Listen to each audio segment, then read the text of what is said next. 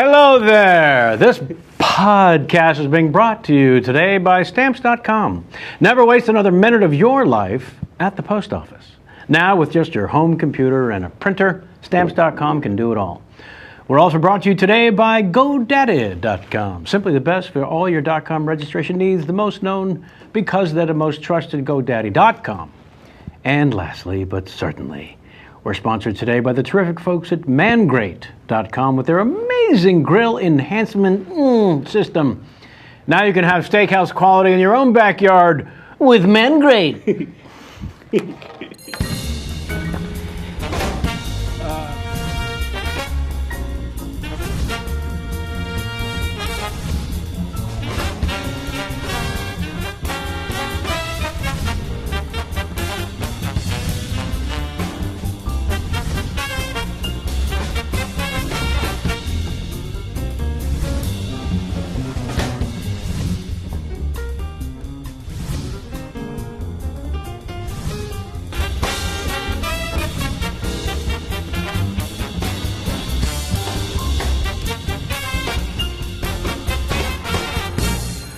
Welcome back once again to Kevin Pollak's chat show. Oh, it seems strange speaking of yourself in third person, even if it's reading off the name of your own show.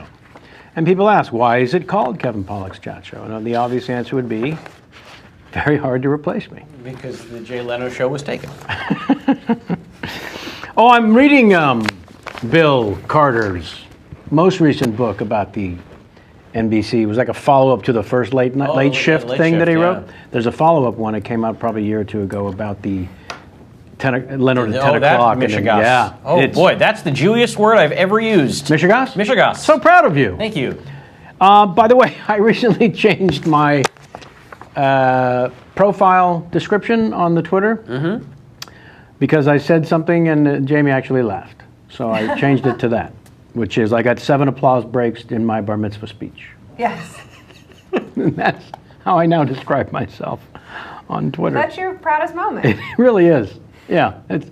It's so much has gone downhill since then. I do want to welcome you all back. We had a week off. I was stuck into Florida. It's always hard to get back from the Florida. I don't know why. If it's Miami, sure, no problem. But if it's not a nonstop, boy, is it hard to get back from Florida in time to do this show. So we missed you last Sunday. I trust you enjoyed yourselves. Wow, gave up on that one quick. I couldn't get to the buffering gag. Nope. I want to thank everybody who's taking our request and to write some fine reviews of this show on the iTunes. Thank you for that. And it's not enough, so write some more. Feel free to write some bad ones, by the way, if that's how you feel. Write them up. I just want reviews on the damn thing. And subscribe, you son of a bitch. It's not enough to get a couple 100,000 to 1 million downloads a month. I need some subscriptions. Have you watched us on the Hulu? Have you tried that? Have you sampled us on the Hulu.com? You can. The whole damn library's over there, or so they tell me. And now Larry King has his own talk show on Hulu. You know when they... And my friend's boyfriend works on it. And your friend's boyfriend works on it. So I had to hear It's true. It's true. Jamie's friend's boyfriend does work on that, and so we're hearing that... yes, I get reports all the time. That I heard about it because Seth MacFarlane was either the first or one of the first guests. And the Larry King game came up during the interview, and they played a clip from Seth doing the Larry King game. Amazing. So when we got licensed by Hulu to bring this show over there, it was fireworks, it was fun. Yeah. And then somehow when Larry ends up there, my first thought was, aw. Well, this is his retirement. It is. You know. What do? I just in my office, you bring some cameras. That's pretty much what's going on. Right? This is what I'm being told. Right. From my Does he inside still wear the sources. suspenders on the new show? What does the new best friend or the best friend's boyfriend say? That's the only way we can get our Clearly the information. show's doing very well. Sammy? Yeah, buddy. What did you do in your time off? I dropped an iPhone into a full washing machine. Now, when you phrase it that way, I think we all immediately picture you conducting an experiment. as opposed to it was in your pocket, the pants went in, and it fell out. I wish it were that, because that's like, oh, that happens to everyone. You forget it's in. No, I foolishly was wearing a shirt not unlike this one, and I put the iPhone in the shirt pocket momentarily. And then I had to reach behind the machine and while it was open and on. Right in there. Right in there. That happened to me, but it was my phone was in my back pocket. Pulled my pants down to use the bathroom, right in the toilet. That's a common one I hear. Yeah. This all reminds me of one of my favorite moments of all time in television, apropos of our guest today.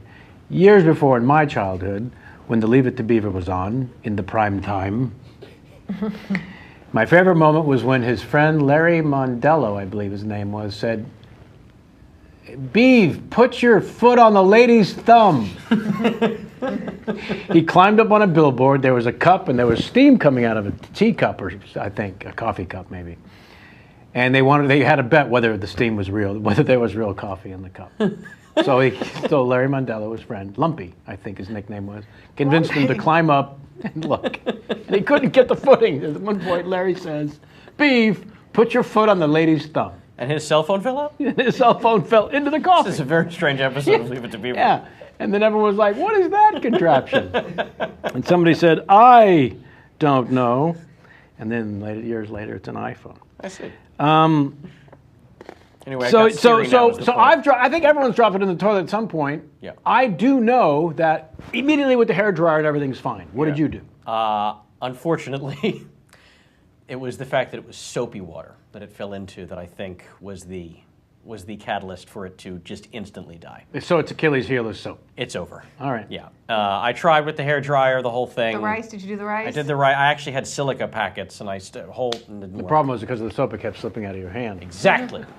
But I had to bury it in the backyard, and now I have Siri in my pocket.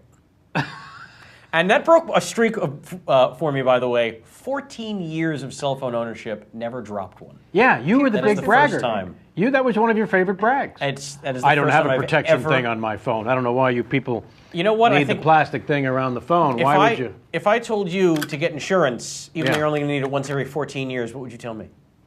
I've had insurance on everything. Exactly. I think you're wasting your money. I wish it was an option. That's what I would say. Yeah, the people who work on the house will never fall and break their neck. It will never Why fall would apart. I need... Well, I'm saying these people who get like cell phone insurance. Well, those people That's need to be pulled over. Yeah. No, but I'm saying 14 years. So now I'll go another 14 years before I drop one again. Oh, so this is by then it won't matter because the cell phones will be part of our brains. So you're GARP, and the plane just went into the house. For 14 years? Yeah, I've had one since '98. Oh, I was late to the game. I didn't have one since 2001. And I remember the first time somebody texted me, I'm like, "What is this? I don't know how to get this." Yeah. There you go. All right, well, enjoy the next 14 years of water-free I hope so, man. I was very upset with myself. I'm still upset. I had a perfect streak going. Jamal, you and Dr. Chen went to Disneyland again? Yeah, how's this news to report?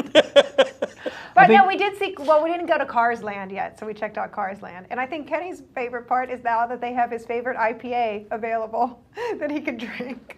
One of his favorite beers, Racer 5 IPA, is available now at Cars Land. And do we think it's related to the fact that it's a car motif? Of course. Yeah, no question? See, I would have gone with Fat Tire. See, that would have been a good one, too. All right. They don't listen to me over there. I've tried. I've sent letters. Please write to us if you'd like to contribute in any way, shape, or form to the show at contact@kevinpollak'schatshow.com. That's contact@kevinpollak'schatshow.com. And write to us and let us know if you have any questions for any of the crew.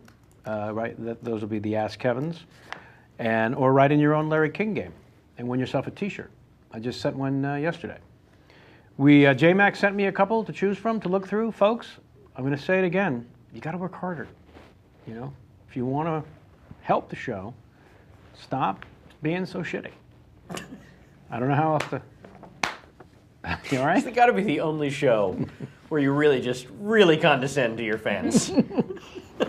Was I condescending? Just a little. It didn't feel condescending. It felt kind of honest. Stop being so shitty is condescending. We love to hear from you, so please write to us at contact@kevinpollak'schatshow.com. This is going to be our last show. We're taking a little break until September 9th. I'm going to go to the Alabama if you're in the Alabama, and I get to the border, help me register there. Apparently, as a Jew, you have to do that. I didn't know, but I've been warned. When you get to Alabama, you have to register. You're gonna leave your payas at the border.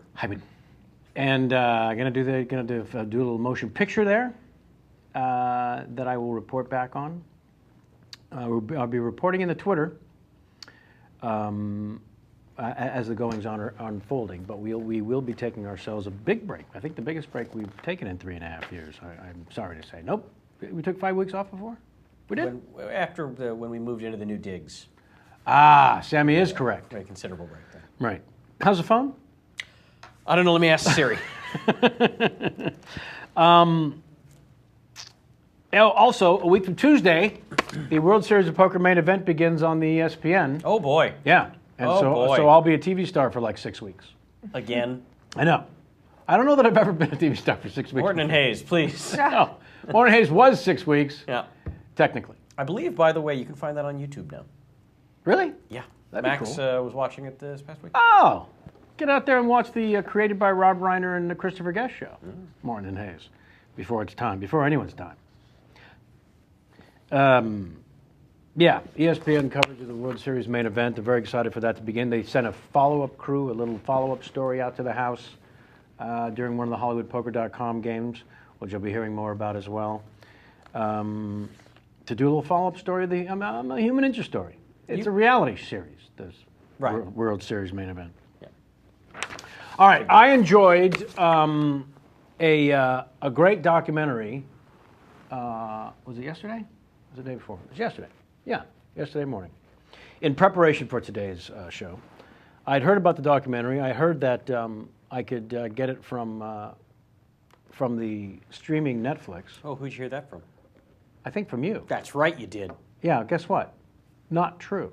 What? I went to stream it live and it said, go fuck yourself. I think I streamed it on Amazon. Yeah, see? So that didn't work out. All right, sorry I misled you.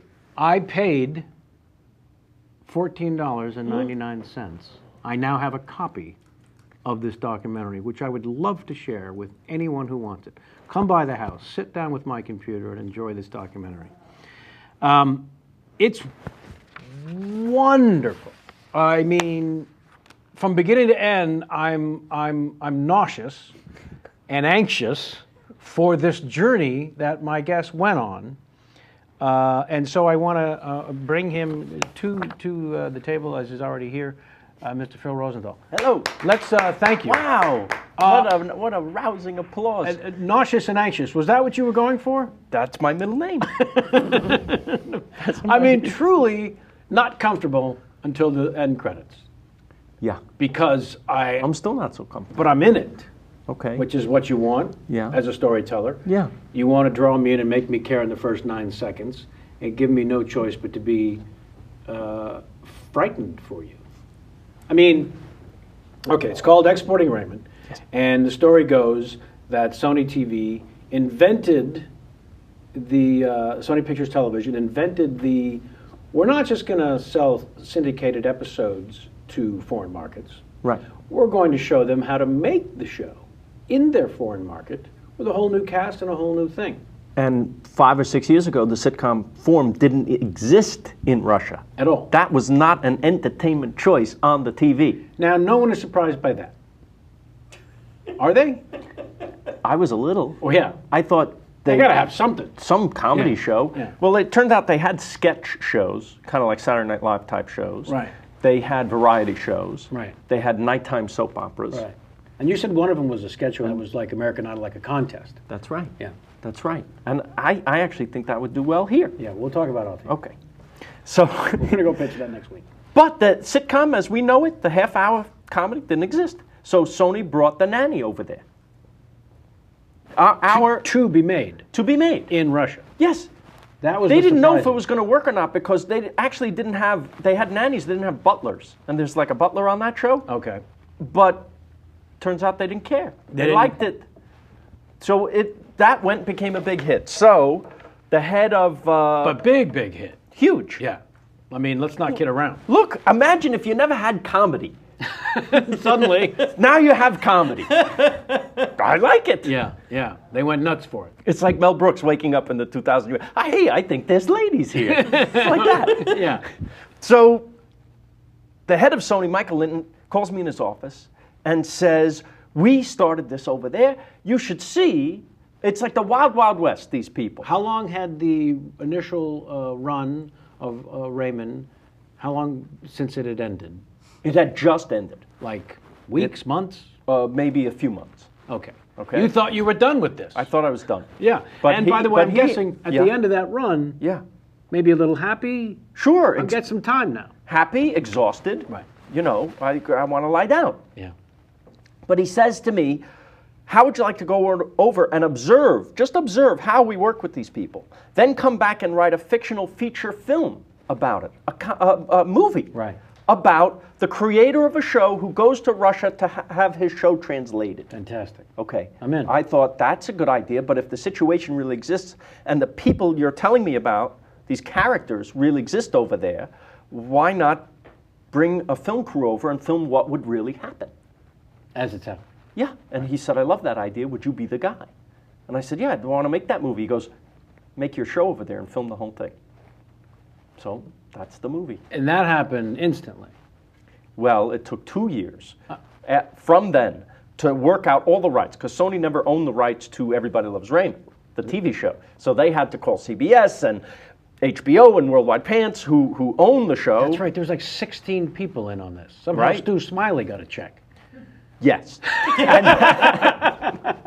And Ray's manager, and you know how it works. Yeah. It's all, Yeah. okay. It's all free money for anyone who wants to get it. That's right. But, so that all needed to be worked out. Right. And it had to be worked out with the Russians as well. that easily takes 2 years. It does. Yeah. It's just contract baloney. Yeah. Then I go and I do this, and the movie is exactly as it happened. Right. Well, But exactly. yeah. So during that 2 years, while the lawyers are trying to stop raping, It's hard for them. yeah, you start to get excited about this trip. Sure. About this adventure. Sure. Right? Uh-huh. Now it has been 2 years. Now it Yeah. hasn't just been 2 months. Right. Now you've had time to be exhausted, be over the show, and its incredible run. And Yeah, all and I'm of working its- on other things. You immediately, sure, you don't stop being creative. But that 2 year span, now it feels like it's something you're returning to, which is kind of exciting also. Very nice. Yeah. And nice to be, it's an adventure, so I'm excited. And right before I go, somebody says, oh, you're going to Moscow. Yes, very exciting. Just make sure you have K&R insurance. And I said, what's that? They said kidnap and ransom. Yeah. Oh, that's very interesting. I'm not going. And Sony says, oh, you don't have to worry. That doesn't, and that never happens. And I said, it happens enough for there to be an abbreviation. K&R. Yeah. That's where you draw the line? If there's an abbreviation? So I got it. I mean, Sony paid for it. people, no, they don't pay. By the way, I had you saw that my driver, Sure. from there, I become friendly with him, and he was a great guy, and he was kind of my security. Eldar. Eldar, he's a great, wonderful guy. Love him. Off camera, he says to me, I say to him, I'm glad you're here, Eldar. I feel very safe with you. And he says, Mr. Rosenthal, I have to tell you, Sony did not go for the gun package. The gun package. Well, we have to stop there for a second. I wasn't worth the gun package. Before we drive on, Yeah. we need to stop at this particular place and talk a little bit about if there's a gun package. Yeah. Now that I see a list of, well, you can have the. That's right. It costs more for him to be armed. Yeah. Did you ever find out how much more it would have, the difference between yes gun package, no gun package? I didn't ask. You know, my fear of being kidnapped and ransomed Yeah.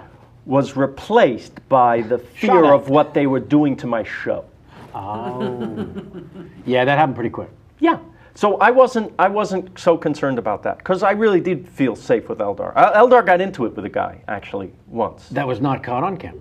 That was not caught on camera. That he said a guy wanted him to move the car, and he cursed at Eldar, and he rolled down the window, and he said like this to the guy, and he said in Russian. He told me later, because I saw him go like this, and the guy just walked away. And I said, "What'd you say?" He said, "I just suggested to him that maybe if he wasn't going to smile, I would put a smile on his face. That's beautiful. See, now I have to remember that. That's fantastic. That needs to be written down. I love that. Oh, I love the guy. I just suggested to him if he was not going to smile, I was going to put one on his face. Yeah, like you can imagine the guy looking like the Joker after. Yes, I did not tell him how I would put smile. I knew you were in trouble and Jewish when just getting in from the airport. I don't even think you've left the airport yet before he has to get out of the car to pay some kind of toll. That's crazy, And right? you're sitting there saying, where's he going? Yeah. Who has to leave a car to pay it? That's how it's done over there. See, right now, you're the ugly American. Right. Because you just assume Yeah. that everything is the way we like it. You better believe it. And I was the same way. Yeah. I ask on camera, why, if you're leaving an airport, this happens. You go to leave the airport, and suddenly you have to stop, get out of the car, and go over there Right. to pay. In the pouring rain, it doesn't matter. Nope. Everyone lines up over there. They leave their cars running here. Sure. There is no handy-dandy toll booth. You pay over there. Yeah, why would you want a basket that catches a coin? That's silly. Welcome to Russia. Yeah. So that's how they do it. I can't say that hey, listen, there's a new thing out called the toll booth. The guy stands in here. We do. No, I love the way out. you handled it. What do you do? Yeah, I don't want to. You don't want tell to insult the person. Well, it was beautifully passive aggressive. How you said, I don't want to tell you how to do with your country. I just got here. But there's probably an easier way to do that. Yeah, that was beautiful. That was beautiful. I found there was we're used to having it easy, Well, and they're used to having it hard. we celebrate money buys convenience Yes, in this country. I'm all for it. Yeah. Yeah. And in many cases, like the toll booth, it's not even the money buys convenience. We figured out a way to make it easy for you because we like the traffic moving. And in fact, They have bigger problems. the first drive into town, though, I noticed, Yeah. something like it's a 10-minute drive or 10 miles. Yes. And then a little super that says 2 hours later. Yes, the traffic is the worst in the world. I don't think I've ever heard this about Russia. You can't imagine. So- there were trips that were supposed to be 20 minutes, and they were 4 hours. Why are people not on bikes? I mean, if it's that bad, because it just sounds like, Because it's freezing. well, there's that. It's hard. It's hard life. Have you ever been to Russia? No, sir. And you hadn't been prior. No. Right. No. But you had ancestry.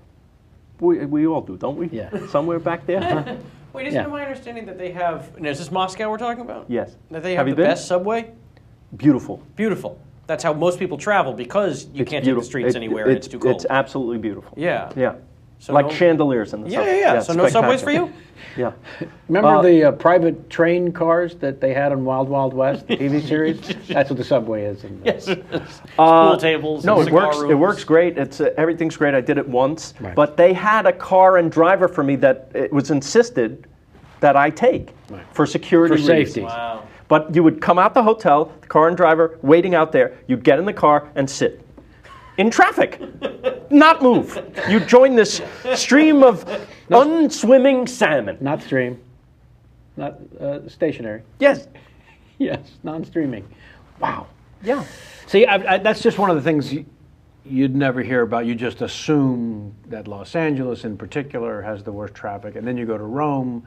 I remember the first time when I was With driving. the traffic circles and just try to get across. Yeah. There's a moment in the European vacation. That's in England, yeah. in England. But in Rome, somebody knew I was driving and they said, you know what? Park your car at the outskirts of town and get a cab in. Don't even take your car into the city. So I always thought, well, that's got to be the worst. And then I heard this about Moscow. So imagine if that's how it is just in little simple things in life. Imagine making a TV show. Right. Right? So the people that come to work on a sitcom, which is a brand new form, remember, they never had it. So they come from different areas, like soap operas. I'm like, why are they working here on soap operas? Because they're also a half hour.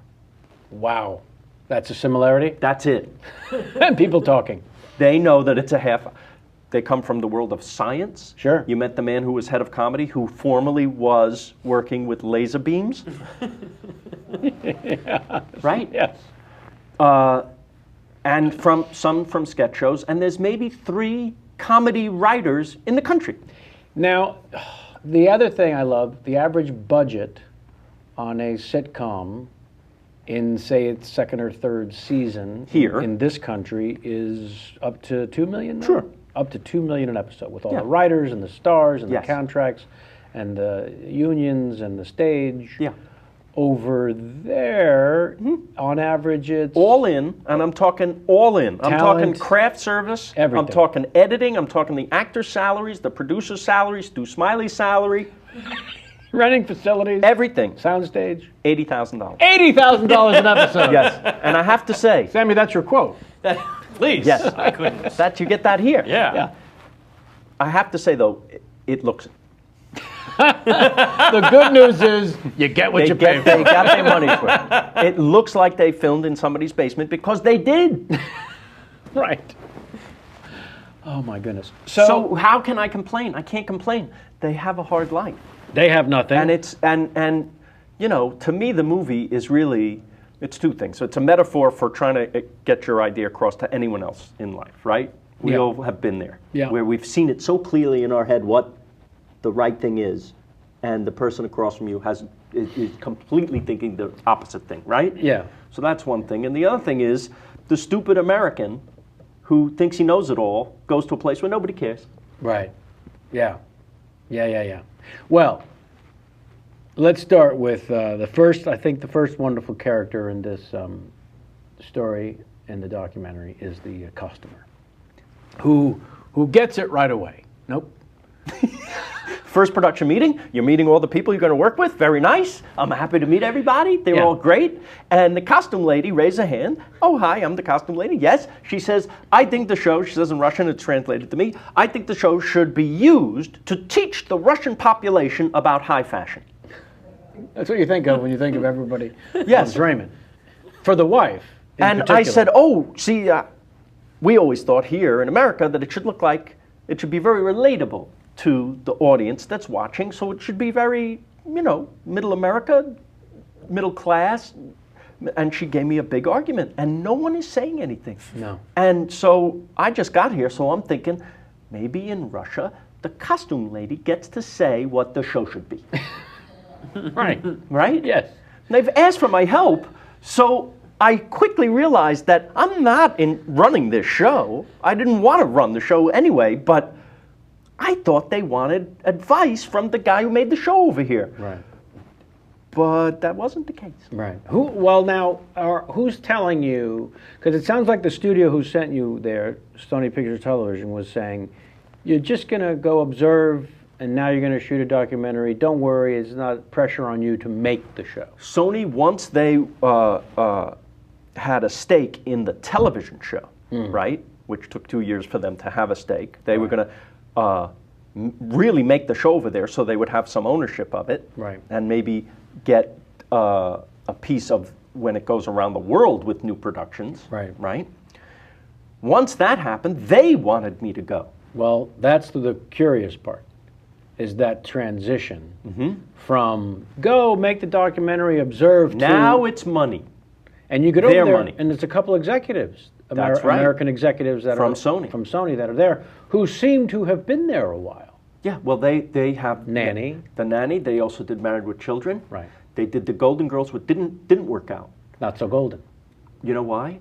Because in Russia there is no nice sunny place for old ladies to go. Well, it doesn't exist. So it didn't. No. They couldn't relate to that. Not a lot of sun in the gulag. But they had some, and they thought that this would be a big deal over there, and so they thought, hey, good. Here's the guy who made the show. We'll show them how it's done. Right. Because their humor is very broad. They do lots of physical shtick coming from their tradition of sketch shows on television, right? So that's all they know, and that's fine. Our little show dealt with people talking and relationships and believable characters. And we had one rule on the show, which was, could this happen Right. in real life? Could this actually happen in real life, right? Well, the relatable aspect begs of that one rule. Yes. In order to be relatable, Yes. This must. It has to be believable. Okay? So we all know the shows. There's lots more shows that don't stick to that rule, that will actually throw character out the window. I worked on some of them to get the laugh right now. Right. So the shows that I always tried to emulate, All in the Family and The Odd Couple and The Honeymooners, and they dealt with stuff that could happen on Earth. Family stuff too. Yes. Yeah. And you know Mary nothing Tyler about- Moore and Taxi and these could happen. Not it definitely would happen that way in real life, but we weren't stretching it so far as to not believe it anymore. Right. Right? Got to be a little foundation of reality. Okay, this was a new concept Right. over there. And that was my challenge, was how do I convince them that real life... Their attitude was, real life is terrible. Look how far we have to walk to pay the thing. Why would we make a show about that? Yeah. And you're trying to say, well, our real life is not that bad, but... By the way, the show now runs Yeah. in Russia. I don't want to blow the ending. No, but Russia, it's how running. about Poland, Israel, it's- Egypt, yes, the yes. Netherlands, Yes, India? yes. Did England and South America This is already their happen? own version of the show, not our version with subtitles, which is No. in other countries. This is now, the Egyptians are, you turn on the TV and there's a woman in a mufta coming in and she's grandma. Right? From Raymond. And that's the show. Yeah. But I was going to say, in Russia it's running, and I see it on the internet. They send me copies, and I'm like, oh, look, they're actually getting it. And I'm watching it, and suddenly a sexy nurse comes in the show. And I call her and I say, what? We never had. Why is... They said, we like nurses. So you win a little bit, Yeah. but then... Well, at some point you do need to let it go and let it find its way. You know, it's like your children, right? You raise them and nurture them and teach them the right thing, but then they have to be free to go off and disappoint you. And disappoint you and resent you. Yeah. For loving them. Yeah. Were you involved at all in the various Poland, Israel, Egypt, Netherlands? You'd had enough. You'd said, I'm not going to do this again. I decided I would go and help Sony in the countries I would like to eat in. Which were? So far, Israel. I went there. Just the one. Poland, not that interested. Did you spend as much time? No, you know what? I went this summer to Israel. I had met somebody there who was going to run the show, who I liked very much, and he asked if I would come. This was a personal invitation from the person actually doing the show, different from Russia, Yes. where Sony imposed me on them. Right? And I liked it enough to go, and I went and I realized they don't even need me. They're fantastic. They had a tradition of sitcoms. The cast they had, it was hilarious. You know, it's the Israeli version. It's just our show Was just a little louder, a little more annoying. And just a few more machine guns. No, just a little more Jewish, Yeah. as if it wasn't Jewish enough, our show. right. Don't move. I need to thank the fine folks at Stamps.com. They're one of our terrific. sponsors. Listen, I didn't know how easy it was because you mail the merch. You know, I don't like the people to do this, that, and the other thing. I like to walk the 2 blocks where we happen to have a post office near us. I'll take the package of the shirt and I'll walk it on down, and then I'll stand with the machine and and then the Stamps.com said, why don't we send you the scale and the thing and sign you up and you can see how easy it is. And now I sit on my couch and I put the package on the scale and print out a stamp. I come to your house now. I'm telling you. They said, could you express your personal experience? I think I just did. Fans of the show, I know you love that this podcast is free and you really like what we're doing here because you're kind enough to write us and tell us. And if you do like this show and you do want to support this show, then I must ask, please, that you sample the special offer from our sponsors that they've created for you. It's not free to make this fine damn entertainment. It costs a couple dollars, not much. So I'm asking you to try Stamps.com. Special offer available only to our fans. How much of your life total do you think you wasted at the post office? I mean, it's a silly number if you were to actually sit down and calculate it. If you have a computer and a printer, you can now do everything from work or home with Stamps.com. It's approved licensed vendor of the U.S. Postal Service, right? And if you're like me, you go to the post office because you don't know how much postage to put on the thing, and that's it. That's the mystery, by the way, that the post office can answer. You don't know how much the thing and the weight and the back. The digital scale you'll receive for free with this special offer will connect your computer and tell you exactly how much to put. By the way, the one I did yesterday, even after I put the stamp on it and I walked it down to the post office to put it inside the thing, I threw it on the scale just to see if it calculated it perfect. The thing at home. Perfect, even after I tested it. So you'll know exactly how much to put on the mail. Use my name, Kevin, at Stamps.com. I'll give you a free digital scale up to $55 in free postage. Keep rolling. We can scroll through that part. That was the part I gave him at the first part. There we go. So go to Stamps.com before you do anything else. Click on the radio microphone at the top of the homepage there and type in Kevin. That's all you got to do, Stamps.com. Enter Kevin to support this show, and I thank you. Yeah, exactly. Oh, we lost him. Oh, damn it. The fourth guest we've lost in all these shows. Clear.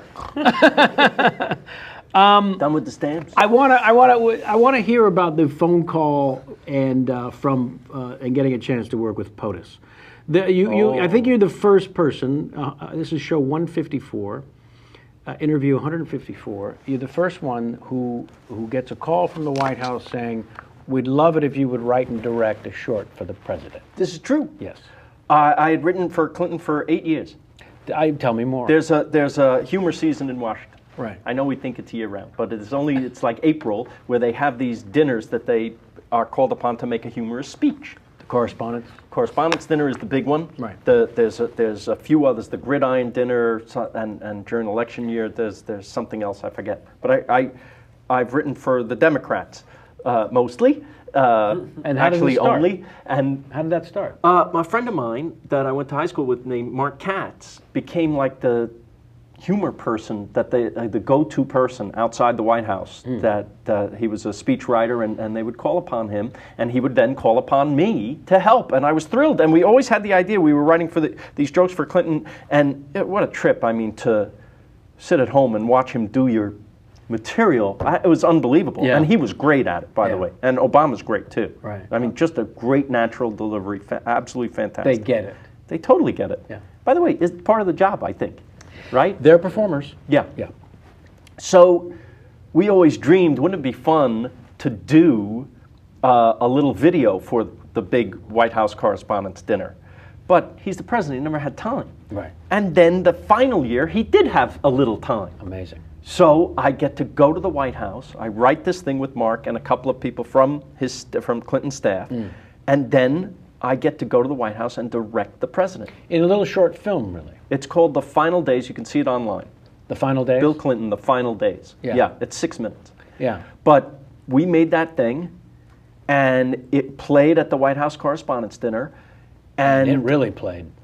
it was the top story on the news. Like Today's show opened with scenes from this thing, because for the first time ever, and it wasn't what I did, it was Clinton. He was amazing. It was the first time ever a sitting president had starred in a like Saturday Night Live type of little short film. In other words, intentionally funny. Right. Yes, intentionally. As opposed to some other presidents. Yes. Right? I try to open doors and can't. Yes. Yeah. And from that, I got a call Right. from a comedy writer friend of mine, says, somebody saw the video and wants to have lunch with you. I said, who? Johnny Carson. Ah! Oh. Keep talking. And I got to go have lunch with Johnny Carson because of that video. Oh my goodness. Yes, that was something. Carson had been off the air for 8 years, Right. and he was our Garbo. Yes. You know, nobody saw him again. Walked away. Totally walked away. But he had an office over here, and you know where? Remember Shotzi's. I know exactly where it is. Main Street in Santa Monica. That's where we had lunch. Yeah. But first, I go up to the office. Yeah. And all the TV guide covers are on the wall. Great. You know, my friend Lou would say, "This guy's a big Johnny Carson fan." But I went on and brought Ray Romano with me because, of course. to me, you know, it's Johnny Carson, but to a comedian, this is God. Yes. And Ray had gotten to do the show, I think once, maybe twice before. You must have done it. I did a number of times, and it was the unmatchable greatest moments in life. Yes. And he spent 2 hours with us, and he was so generous. And every time you mentioned a bit on the show that you loved, he would do it. He would really? He would reenact it. Remember when that time when Ed was drunk? Yeah. on the show. That killed us. We just loved it when he said, "I know Joan Embry." "No, it's okay, Ed. It's all right." He goes, and Ed would say, "Don't say." And stop. That became a phrase in the writers' room. Just forever. Don't say.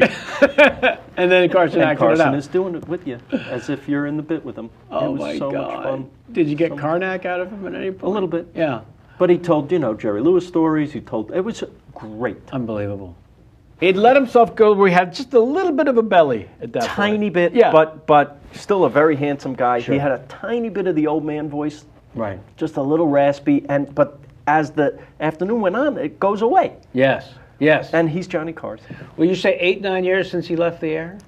Yeah, this would have been the year 2000. Right. So yeah, I think he was 63 when he left. So now we are talking early 70s, and yeah, that's fantastic. Oh my goodness. What a ridiculous byproduct from Of everything. From a Yes. World Series winning Grand Slam to begin with, which was getting to make the short film with Clinton. Unbelievable Yeah. fun. You don't need more Unbelievable. after that. No, it was From it, I mean. No. I mean, I'm directing the president of the United States. Tell me a little bit about directing the President of the United States. It's one thing to say that he gets it and he knows how to perform the humor, he knows where the bit is. But I sensed that there was always something more to him. I mean, he played the sax on Arsenio. Mm-hmm. This was a guy who not just craved and wanted the spotlight and suffered from "hey, look at me" disease the way every comedian does, but also thrived in it. So, Absolutely. How little direction did he need? Very little. First of all, the staff told me you're going to have a half hour with the president to make your video. I said, you understand that it takes longer to make one of these than to watch, Yeah. right? Yeah, it's not going to be enough. They said, it's the president. Shut up. Yeah. Right? So I filmed, the first scene is him and General Shelton from the head of the Joint Chiefs of Staff. They're going to meet in the war room, and they're going to play Battleship. Great. Okay? Clinton had never seen this game before. Of course not. I have the honor of teaching the President of the United States Battleship. As I'm doing that, Shelton goes, I have the electronic version. Very proud. He's wearing his whole thing. I said, sir, you have the real version. You put the battleships where you like. Did he get that joke? He don't laugh much. No. But Clinton's laughing. Clinton's great. They do the bit, and 25 minutes is gone. Sure. Yeah. 5 more minutes. I have a lot more to do. Yeah, Lots more setups. Because that's a 3-second shot in our 6-minute video. You have 17 more setups you But want to I'm get. getting along great with him. He's great. He's terrific. He's having a good time. Right. Goodbye, Mr. President. Nice seeing you. He goes, did you get it all? I said, we didn't get hardly anything. I still have a lot of... He goes, we do it again. I'll see you tomorrow night. So I'm staying over. Staying over at the Hay Adams next door. And I'm coming back. And we come back, he gives me another half hour. But it's only half hour. It got 3 more shots maybe I got. Right. I'm running the President of the United States around the Oval Office like he's a monkey in a circus.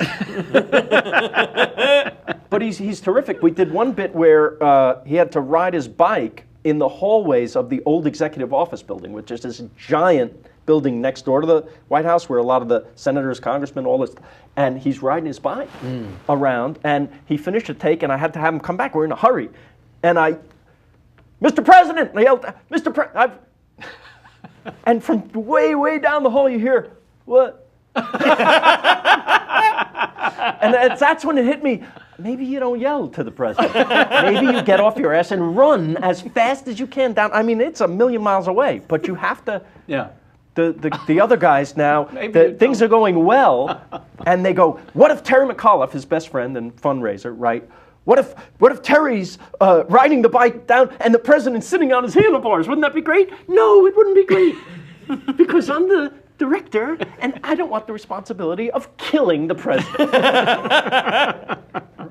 And by the way, let's think about it for a second. What are we saying? Yes, what are we saying? The president is Terry's girlfriend? Yes, we are. Should we play Raindrops Are Falling on My Head while they go down? Is that really the image you want? Yeah. They get caught up. They never had comedy in the White House. Right. They're all excited. Yeah. But it went on, and it was. But you had several more setups than that. Oh yeah, we couldn't get the joke was now that his term is ending, Lame duck. there's not much to do. Right. So we show him lonely in the White House, answering his own phone calls, doing origami, padding around the White House with nothing to do, right? And we wanted to show him in the kitchen making himself a sandwich. Couldn't get in the kitchen. No. Couldn't get clearance. 74 people in there working. You couldn't, no, even after hours. Like the Russians were going to find out our salami secrets or something. You can't go in there. So you improvise, and the laundry room was available. So we have him reading Entertainment Weekly while the clothes go around the dryer. Fantastic. He was great. I mean, by the way, you asked how many takes? 2 at the most. Wow. For everything, because he was naturally great actor, almost scarily good actor. Yeah. You start to wonder. Well, no, he gets it because he's been a fan. He loves comedy. He got his friend Kevin Spacey to do the bit with him. He was in there. Right. That's pretty good. He said, Kevin says, you want me to bring the Oscar? Hell yeah. And he comes with a tuxedo. He's ready. That's great. Oh, man. And so how many shoot days did you end up getting? We did 2 half hours during the week and then 1 half hour with him, with the president, the morning of the night of the event. Oh, gosh. We run to editing in Arlington. The machine, I'm not exaggerating, the computer breaks down for 2 hours. Breaks down. You're not going to make it. Not going to make it. And we run with this tape because, of course, the president has to see it before it's going to be Yes, of course. in front of all the people and the world because it's on C-SPAN, right? Oh, yeah. Going out live. And my brother was with me because he has a history in production too, so he was with me on this thing. And we run to the White House with a video cassette of the thing, and they won't let us in the room. Why not? Because you're not in your tuxedo. Why do I have to be in a tuxedo? Because once you enter here, we go out the back door, you're in the motorcade to the event. You cannot. Wow. This was an hour before the event. They said nobody goes out this way, nobody comes in this way. So my brother and I are put in a little bathroom in the White House Where you get into your together, putting on our tuxedos like this. That's my cummerbund. Those are my cufflinks. So we were 2 little kids again. How did they let us in here? We're thinking. And we do it, and we go in, and they usher us in. The president's been asking. They've been calling us. Where's the tape? Where's the movie? And now we run in, and my friend Mark Katz says, come with me. We're in the map room where they've been going over the speech for the evening, and everyone who runs the country is in this room. Oh, my goodness. I was scared to death. I was sweating, first of all, from the running and the changing and everything. They grab the tape from me, they put it in a VCR with a TV, and the president and the first lady are standing there, and all the people who run the country are around them, and Mark Katz pushes me forward. You made the tape, you stand next to him. I'm not sure I want, and it starts, and for the first 20 seconds, dead. Crickets. Nothing. And no one will laugh because Until the president laughs. And then he laughs. And then he guffaws. And then he's slapping his leg like he's in Arkansas. And he loved it. He loved it. And I was so thrilled that it's like winning the Olympics, that feeling. Yeah. And the first lady gives me a kiss, and we're in the motorcade, and we go, and your life changes. Yeah. Johnny Carson calls. Right. So were you were there obviously in the room then when they showed the... Yeah, I was sitting on the floor. There's no table for me. No. I'm sitting on the floor in the back on a step, and I'm watching the in front of a huge live audience. a huge, all of Washington, a lot of Hollywood, You finished watching this You thing. finished editing it 45 minutes Yes. before. Yes. Yes. That's a thrill. Crazy. Yeah, that's a crazy thrill that really doesn't happen much. No. And by the way, he remembers everything and remembers everybody. And I saw him 3 years later. He was at a party with 1 million people. He goes, Phil, the man who made me famous. Wow. Sweet. Isn't that sweet? Yeah, he's still running for office. Unbelievable. Yeah. He's pretty great. He is extraordinary. He was the sort of rock star presence, a president in our lifetime for sure. Well, Obama seems to have some of it. Yeah. I think. Yeah. Well, no question, but not the same. Probably doesn't want it as much. No. I think what you were saying is right. Yeah. He loves being. Yeah, I think Obama gets to play the family man much more. He's got a radiant smile. Yeah. He's got a wonderful sense of humor about himself. Right. He's self-deprecating. He knows how to deliver a joke. Yeah. It did some for him too. He's fantastic. You've worked with him on the A little bit yeah? before the election, and then it became very insular there. That their own people did everything. Oh yeah. Thanks very much. We'll take it now. But it's okay. You're happy to help. I'm happy to serve my country. Right. Now he'll look at you in 3 years and say, "It's Phil, the guy that got me elected." I don't think so. Nope. Do you want to talk about cooking? Cooking? Yes. Want to talk about pizza? I need to know about the brick oven. Yeah. You're the first guest also To have a pizza oven? to have to be out of here at a certain time so that your Sunday tradition of a homemade pizza in your oven and watching a movie at your home with friends can happen. Yes. Which I did not want to interrupt, and I thank you for joining us, given that. So You're invited. when I'm taking you up on it, sir. When did you decide, you know what, I've got to have one of these in my home? It was a slow evolution. I've been doing movie night in some form or another since I'm in high school. And Right. the beginning of it was when HBO came out. That's how old I am. Oh boy. Which was just exercising girls in leotards for most of the day's program. That was. I remember that. Yeah. Aerobicize. Right, It was and called. it would just it was bounce- 5 minutes, and you were like, "This is the greatest show on television." Yes. But that was not HBO. What? Wasn't that basic cable? Wasn't that a station on basic cable? Oh, it could have been. When HBO came out, Right. for you youngsters out there, this was the first time you could watch an unedited, uninterrupted movie in your home. That's right. There was no other way. There was no VCR. There was no DVD. This was it. This was it. Right?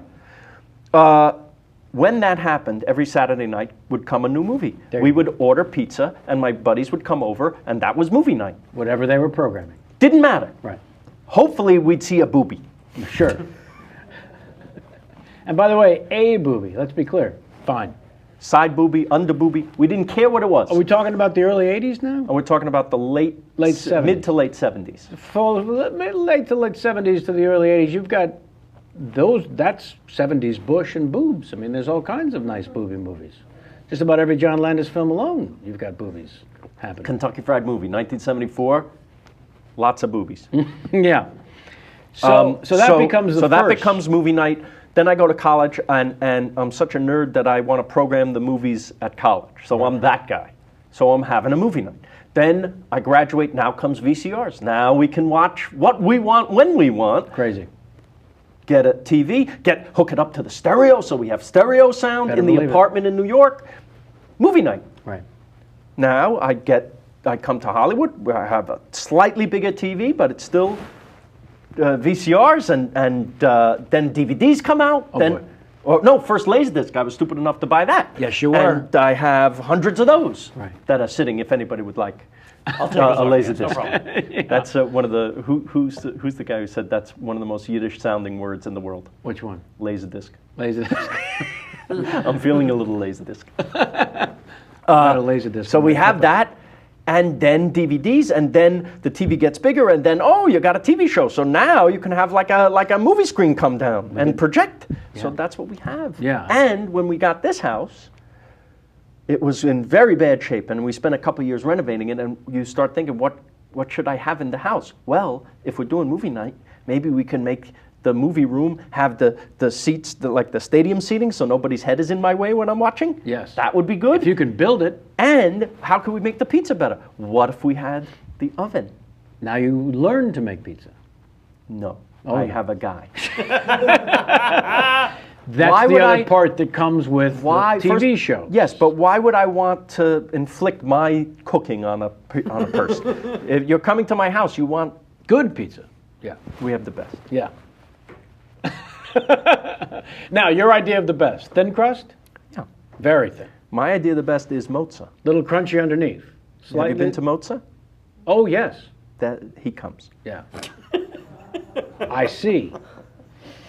The guy that, Makes the pizza at mozza. that's pretty good. I think that's pretty good. Listen, I said at the top, Yes. in this country, money buys convenience. And the more money you get, the more convenience you can buy. And then If you get a little more money, you buy the best convenience. I'm not doing this just for me. No. I wouldn't. You're showing off for your friends. You want them to be happy. Yes. Yeah. Yes. Yeah, It's only good if you can share. Yeah, right? Yeah, otherwise you're sitting alone and you're watching TV and you're Your eating. Citizen Kane with your pizza. Yeah. You don't want that. No. No. And this is a long-standing tradition now with the movie. Years night, and isn't it? years. Yeah. Yes. That's great. And we have wonderful guests come. Sometimes the people who made the movie come to talk about it. It's really nice. That's pretty good. Yeah. That's really good. We had Peter O'Toole come. What are you saying? He came. And how did you meet him and know him and that he should be I there? wrote a sitcom for him. I'll say. In 1994, we heard that he wanted to get into sitcoms. After My Favorite Year? Exactly. Yeah. He met John Goodman on a movie called King Ralph. Yes. John was doing Roseanne. and turned Peter O'Toole on to the wonders of sitcom life. Greatest job ever. It's a great job if you're an actor because you have banker's hours pretty much. Better. And I don't think to make a living there's a better way. Okay. So he's into it. And so we jump at the chance to work with him and we write a script for him and he's in. He's in. And NBC is in, and we start casting other parts, and Judd Hirsch is in, and David Krumholtz is in, and we were about to cast another part when suddenly we get a call. The head of NBC at the time says, you know what, I'd rather not have someone with an accent on the network. What year is this? I'm going to say 94. So there's no reason to say Warren Littlefield. No, it wasn't him. Really? No, Wow. Must have been the guy just before him. I think so. 94, yeah. So I don't like the guy with the accent? Yes. So Peter O'Toole is a guy with an accent to him, and the show is dead. So really what you're saying is American television is not that different from Russian television. That's the point of the movie. Yes, it is.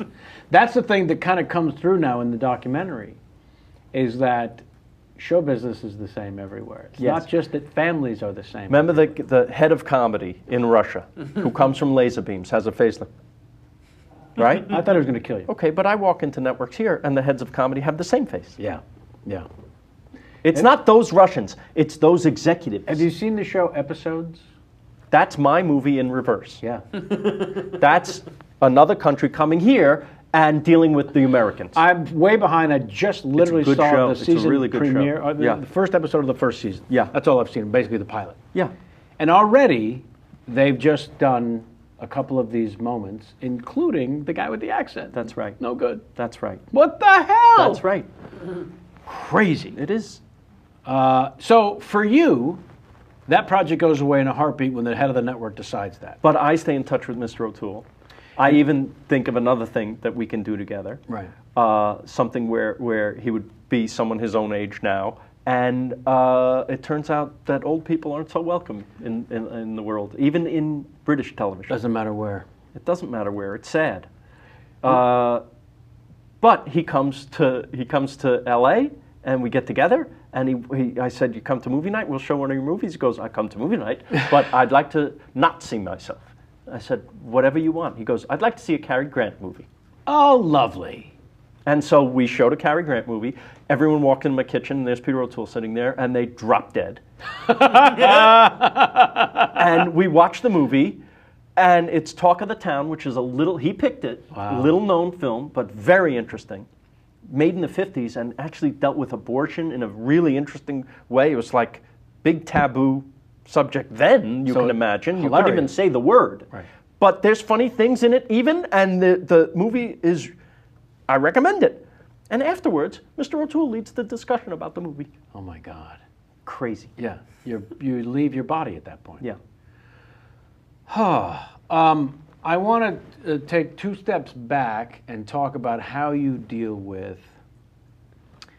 the moment in a creative person's life when they're able to put components together like you were, and then when the guy who owns the football says at any point, "Nah," and all that work and good fortune Yeah. of having those things line up. Right. That they all do, and then only to reach that point, and how you process that, and how you don't fall into Depression. depression, and also just how long do you wallow in just this word? Really? Yes, I'm still wallowing. Yeah. Some things you never get over. Oh, good. This thing with Mr. O'Toole is a missed opportunity in life now, Right. because he has just retired from the world of acting. He had enough of this crap. Right. He's Peter friggin' O'Toole. Yeah.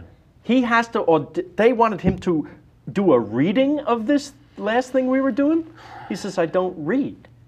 Yes, you shouldn't read. You're Peter O'Toole. Yeah. You know, there's that famous story where Betty Davis was asked to audition, and she came to the meeting with a bag, and she pulled out an Oscar and put it on the table. Oh, okay, we understand. Wait.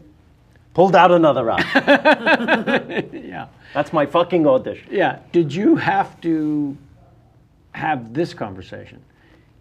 Peter, I know how this is going to go already, but I'm forced in the position that I am to simply deliver the message from the network, which is they'd like you to read.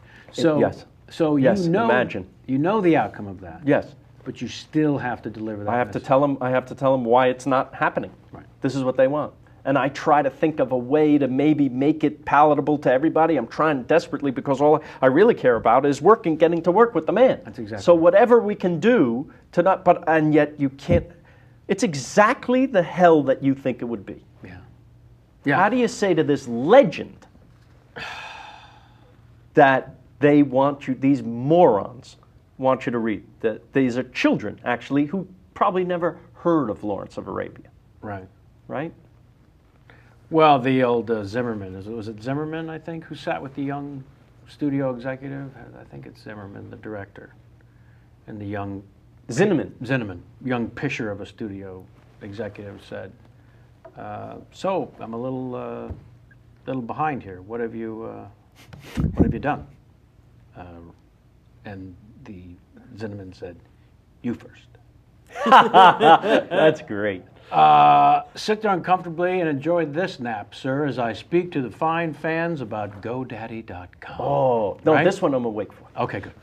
Great new GoDaddy.com offer for the fans of this show. Get your .com needs for only $5.99. If you're going to, anyways, to get yourself a new domain name, you want to set up a new email address, what have you, the place to go is GoDaddy. It's easy, it's affordable, it's the name you know and trust. It's the one I use, damn it, people. Isn't that all that matters? When you need a website, fan blog, Son's Little League team, fantasy football, you can even get a website for your kids. It's 21st century real estate, whatever. Some people get them for their pets. You need to start with a domain name. Did you know, for example, that Phil Rosenthal is awesome.com is available. So is Kevin Pollak is a suckup.com. Yep, GoDaddy.com is the most popular, most recognized. Go to GoDaddy.com. For a limited time, fans of this show can use a secret code and only pay $5.99. That's right, only $5.99. Go to GoDaddy.com, type in the code Kevin599. That's it, Kevin599. Go there now. GoDaddy.com. Thank you. The easy thing to assume is that if you want this life, if you want the television creator, if you want a shot at one of the most successful runs in the history of any form of entertainment that Everybody Loves Raymond ended up being, you must then go through the Peter O'Toole moments also. You must then deal with these people who get the final say. They are just as important to the process, even though they think they're the most important, but they are essential to the whole. The same way that finding the right line producer, what have Right. you. There are these essential ingredients. You have to learn how to play well with others. How do you? It's a lot of it is trial and error, and some of it is luck. Right. If you happen to be unlucky enough and at the wrong place at the wrong time, the head of a network will say, you know, I'd rather not have someone with an accent on the network. How do you fight that? Yep. But if the notes are such that they aren't so extreme, Right. there's wiggle room. And what I learned is when you get a note on your work, your only obligation is to say, I'll take a look at that. But when I say it, I actually mean it. And they need to, No matter how stupid the note may seem at first, they need to know that you can actually take a look at it. I swear I take a look at it. I'd be stupid not to. Yes, you would. Because a good note can come from anywhere, even a network executive. Right. Because at the end of the day, believe it or not, they are people. Yeah. And we do our work so that people like it. Right. And they're usually the first line of defense. They're the first people seeing your stuff. So you want them to get it. Sometimes it's just clarity. And even if they're clueless, there's a good chance that if you do the curve on the graph, there's a good chance that a bulk of your audience creatively are also clueless. They just want to be entertained. They don't know how the process works. They don't know how to design a joke. Mm-hmm. So maybe it's not so bad that the head of the network should also represent America. Right. In the sense that he too or she too knows nothing about the creative process. Right. You get into trouble though when they're not even trusting that human instinct. They're going by numbers. Yeah. A show like this with someone who looked like that did this number, and so now we're doing things to reach that number or above. For example, when you came with Everybody Loves Raymond, the marketplace was not begging for this show. No, nobody. Listen, everybody wants the hot and sexy idea, right? Yeah. In fact, we were told hipper and edgier, right? So when I pitch, a guy with his family lives across the street from his parents, nobody's jumping up and down. We have to have that show. Yeah, what's it about? That is hot and sexy. Right? Nobody. No. So they just happen to like Ray's stand-up. Yeah. But it wasn't the kind of like that a sexy girl gets. No. It was nice, okay, that's funny. Yeah. And you write a nice thing here. All right, we try it. Yeah. And then we make the cut. And we're one of the 5 or 6 shows that year that they pick up. Right. We don't get their best time slot because we're not hip and edgy. We get their worst time slot. Friday night? Friday at 8:30. 8:30. After Dave's World, there hadn't been a hit in that time slot, Friday at 8:30, since Gomer Pyle You didn't. on CBS. No. And we didn't change that. No, you didn't. But the 3 people that watched did come back, and they noticed that. And the reviews were nice. Right. Okay. So Today, by the way, how many years later, I'm not sure if that would be enough to keep you going. No. But they had something crap out on Monday. Right. And halfway through the first year, they moved us and gave us a shot there. Quite a rarity. Yeah. But also, when Les Moonves, in this case, running CBS, calls and says, I'm going to move you to Monday, Yes. he's also saying, whether he said the words or not, you can't fuck this up. He said that. Yeah. Did he? He said, I like the show, the critics seem to like the show, but here, if you don't perform, I can't help you anymore. We're done talking. So you feel like you made the playoffs, but you could be sent home at any moment. Right. So I was actually most nervous then. Win or go home. Exactly. So the first night on that Monday, following that Cosby show that was on in the 90s, his last one, The second. not the famous one, the other one, our numbers doubled from Friday. Very good sign. Excellent sign. Ray and I both not excited. Why? Because you can only go down from here. The tune-in on the next week is much more important. Yes. Will they come back? Right. The next week comes, and the ratings went up from there.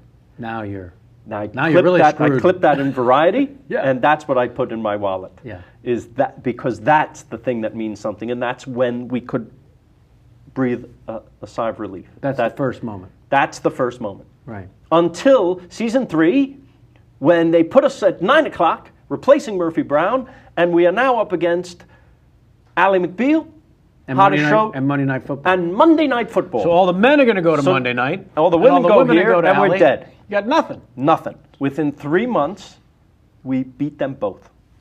Wow. How is that possible? Yeah, well, Wow. because America now has a family show that they love. Maybe. And we were the only one at the time. Yeah. We were the only one. And it had been since the Cosby Show of the 80s that there had been one. That America had a family show. Look how long it takes for another one. And for some reason, they seem to be, there's imitators and there's little things, but nothing pop, like it. America seems to have room for one family. Right. Right now, it's Modern Family. Right. Right? Yeah. But look at the time between us and them. Right. Nothing. That's exactly right. Yeah. I don't know why that is. You don't have to. That's No, the good news. But it's a mystery. The whole thing is a mystery. Well, I've said this before on the show, that getting a pilot script, from the pilot script moment, we finished the pilot, we handed it in, they're going to allow us to shoot the pilot. Even from that monstrous successful moment You need luck, luck, luck. to getting a time slot and being a Yeah. hit Luck, more luck, and more luck. lasting, Yeah. you've won about 6 mega lottos. That's exactly the phrase I use. It's like hitting the lottery not once, but over and over again. That's really how all the planets have to line up for one of these things to even get on. Yeah. For the cast to be right.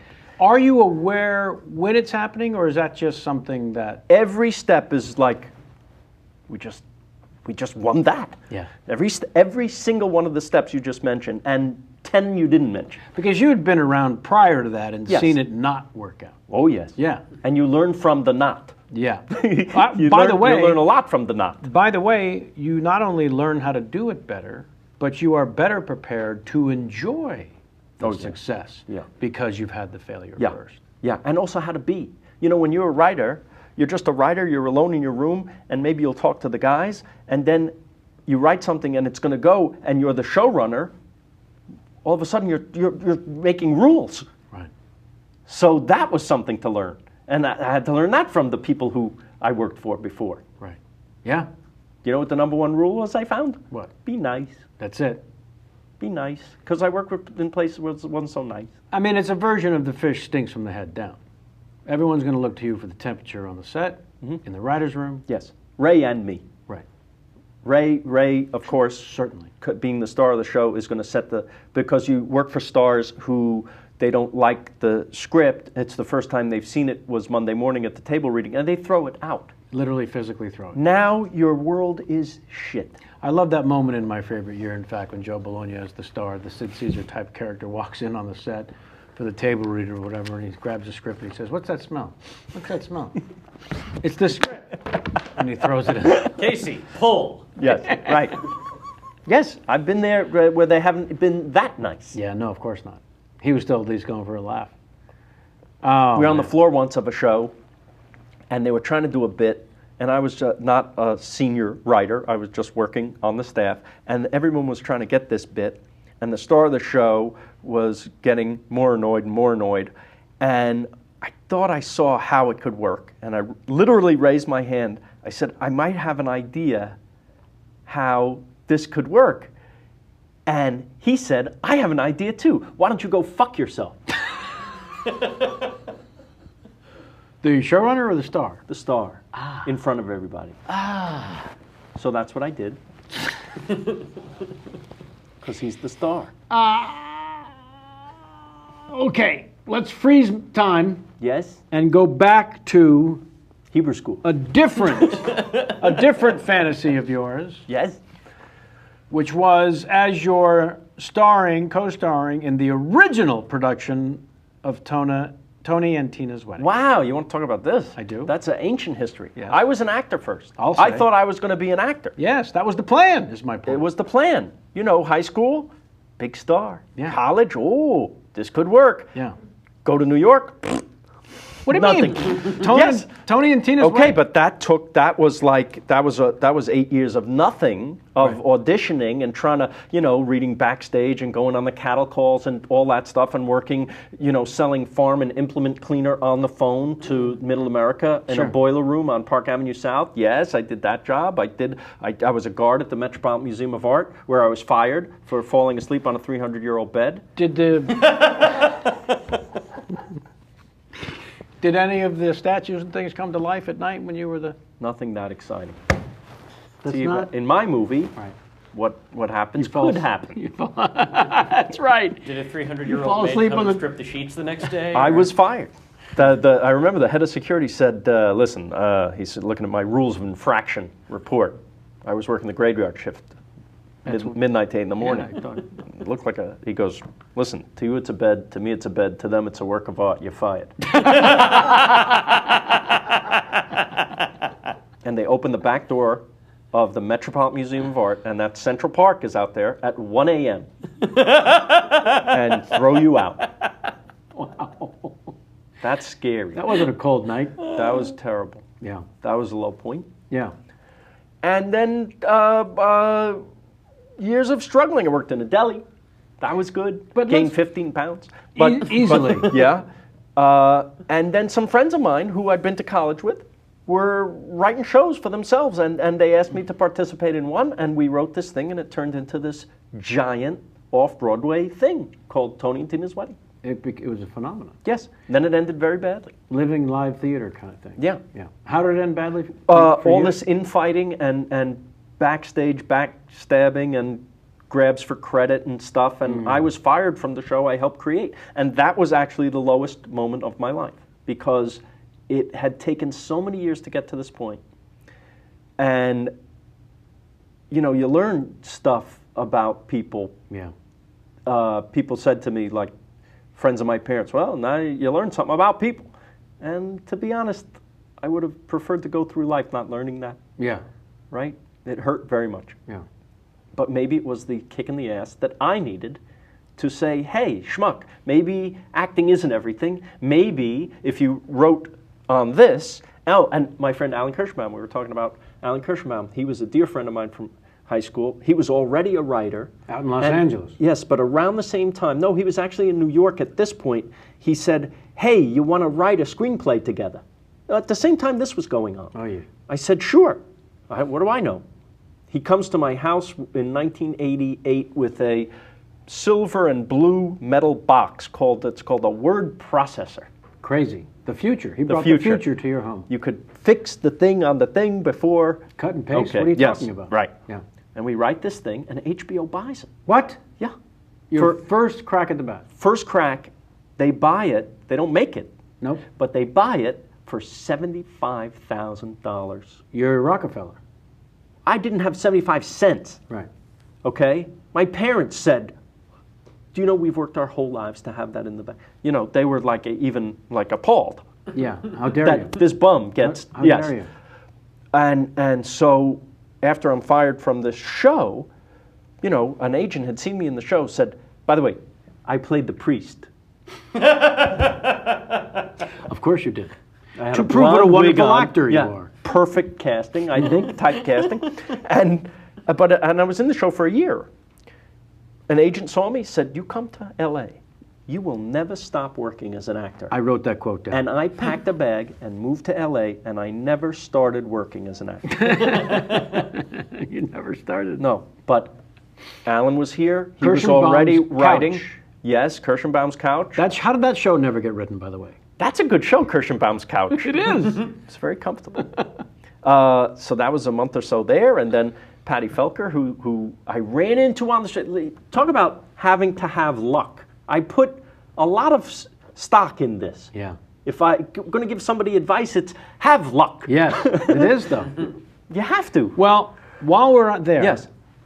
how about all the work leading up to the moment when the luck comes? Yes. Luck is the residue of design, they say. Yeah. But you still have to be lucky. You got to be ready when the luck comes. Yes. You got to be prepared. Yes. You have to have worked your ass off. I did. Yeah. And then the luck comes and you can actually take advantage Yes. of the opportunity. Yes. I was walking here. I was commenting how nobody walks here. I hated it. and all of a sudden somebody says, Phil, and I turn, and it's a girl I went to high school with, Patty Felker, who is an entertainment attorney. And she says, finally, someone I know who I can help. I said, what do you mean? She goes, I'm an entertainment lawyer. I work here in the Die Hard building here. I'm like, wow. And we talk, and it's nice to see her again. I haven't seen her in 15 years, since high school. She was partnered with my attorney at Is that true? At the time, Peter Okay. Nelson, yeah. Nelson So, Felker? that's right. Yeah. And she's, you know, one of the best in the business. Sure. And luck that I run into this person. She says, you have a place to stay? And I said, well, actually, if you know somebody who needs a house sitter, because Kirschenbaum's Couch, you know, is going like this now. So she says, do you like dogs? I said, yeah. She goes, you'd have to walk the dog. I said, I'm not asking to live with you. She says, no, come. You'll see. And they had a house in Silver Lake, her and her husband, and they didn't have kids yet, and they had a room. And I stayed there for almost a year. Amazing. Amazing. Yeah. Now, so far, that's Kirschenbaum and Felker, both from high school. That's right. So here's the other piece odds of advice. of that. Stay close to your high school friends. The ones who Facebook. The ones Yes. who become successful, though. Alan wasn't so successful then. Right. Patty was a lawyer, Right. and she was doing fine, I guess. But you know, I paid for the upkeep, you know, a couple hundred a month, and it afforded me this opportunity to work and find a partner. I had a partner, Oliver Goldstick, who started writing spec scripts with. Alan didn't need me because he was already got a job Right. writing on his own, and so. Wow, when we got that job, I think we were splitting $1,000 an episode as baby writers on. My first sitcom was A Family for Joe, which was a sitcom for Robert Mitchum. And Peter fucking O'Toole can't get on the air? He just laughed more than the audience laughed At the taping of A at Family the taping for Joe. of A Family for Joe. If anyone's hilarious, it's Bob Mitchum. Please. You never stop laughing. By the way, the writers that when we had our first meeting, most of them didn't know who he was. I had them over to watch. Max Cady, what are we talking about here? I had them over to watch Night of the Hunter, arguably one of the best movies ever made. Wow. And they laughed at it Oh. because it's somewhat surreal, and it was, you know, it's poetic, and it hurts just to think about it. But They I haven't thought, been- oh, I'm in a world of shit. Yeah. Yeah. That's what I thought. Please tell me those people have not been invited back to movie night. I don't know. Yeah, I think they've been. I like that. I like everybody, but it was odd to me that I was excited to meet Robert Mitchum. I didn't know how terrible the show was going to be yet. Plus, he had great weed.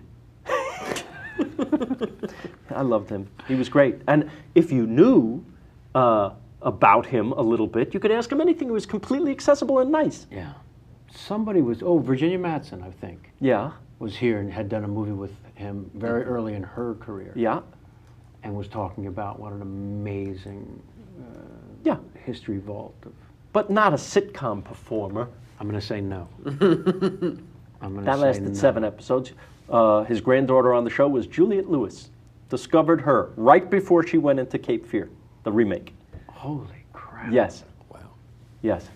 Well, a lot of the great writers who direct in film always insist that casting is the bridge between how great they are as a writer and how wonderful they end up being as a director.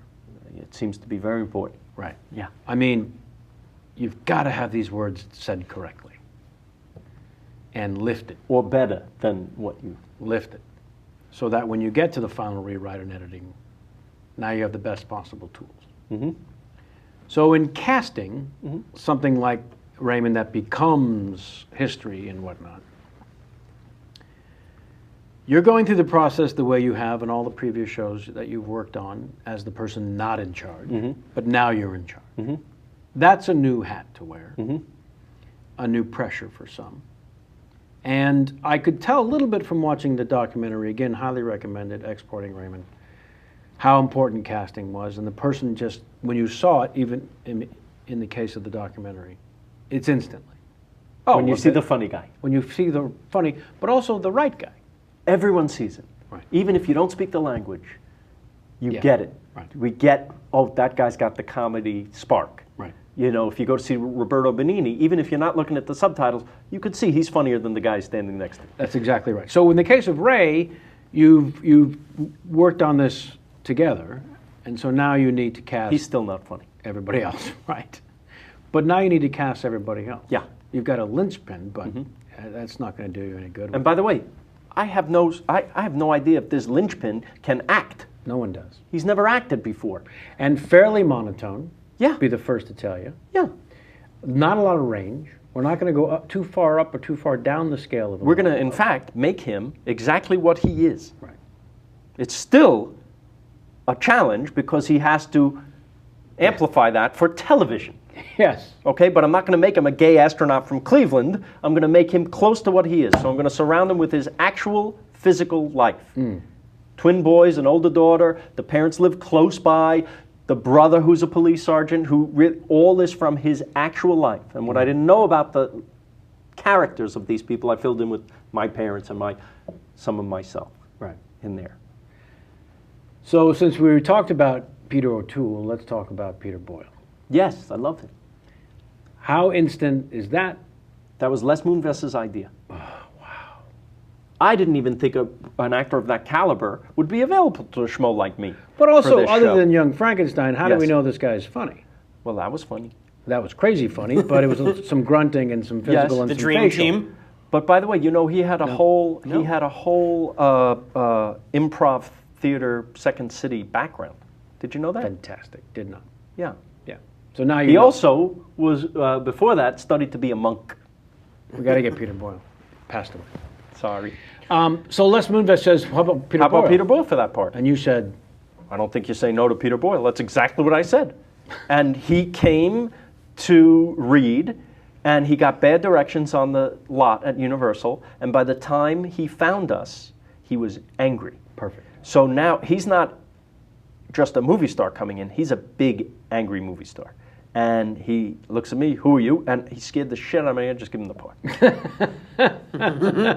Yeah. So that's how you get a part with you. Just scare me. Big, angry movie star. Yeah. And scary. No, but then he read he was a pussycat. He was great. Another interesting thing about him. Best man at his wedding? John Lennon. Yep. I think Peter Boyle Is that wins. cool? Yes. He was great. Total, by the way, complete opposite of what he played. Right. Liberal, Yeah. peacenik, sweet as can be. Yeah. Took Ray under his wing. Ray was moving out from Queens. And here's Ray starring in this thing, scared. And Wow. they lived in the same rental building in Century City before the show really took off. Wow. When they didn't know how long they're going to be here. And they were neighbors, and Peter would take them out to dinner and stuff, Fantastic. like his dad. What a mentor to have. What a great, yeah, Yeah. it's great. I miss him terribly. He was a great guy. Yeah. Pilot, they're yelling at me to give our last sponsor a thing. Oh. Pilot, I want to know, because there's that moment where you feel the magic, you know the magic. This is the first giant hurdle to get through. There were lots of hurdles before we shot the pilot. There were other casting hurdles. In order to get the right pieces and the right components, and there's arguments. And Oh there's yeah, I fighting. quit the show twice before we were on the air. Because One was the somebody was telling me who I had to cast as the wife, and I thought the wife was very important, and it can't just be some sexy blonde girl, which is the suggestion I was getting, right. and I was going to quit the show. Where in your education of working on other shows as a writer had you learned well, then I just quit? Nowhere. I just felt, though, because so much of my life was in this show, Right. and I don't know how to run every show. I don't know what's best for every show, but I did know what was going to be best about this one. And I learned from the other side of seeing people take notes and then show is killed anyway. Right. Ed Weinberger gave me the best piece of advice. I think I put it in the movie even, and it's in my book. Yes. I wrote a book about the whole experience. If anybody's really interested out there in doing this, in writing, acting, directing, whatever, making a show, it's called You're Lucky You're Funny, How Life Becomes a Sitcom. That you can... Go to Amazon You now can and get a you copy. can read it, or you can have me in the car with you for 7 hours talking. Not bad. But I don't wish that on you.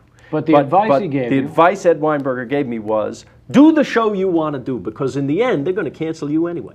And no matter how successful or not. If you can't go to them and say, but I took your notes. By the way, those notes are probably what killed you. Yeah. Yeah. Right. Sometimes they're going to help you, sometimes they're going to kill you. And by the way, this isn't a bluff. As a poker player, you can't bluff, well, then I'm going to leave the show. No, I'm You quitting. have to It's feel not a play. in your heart. Absolutely. I'm done here. If they cast this wife, there is no show.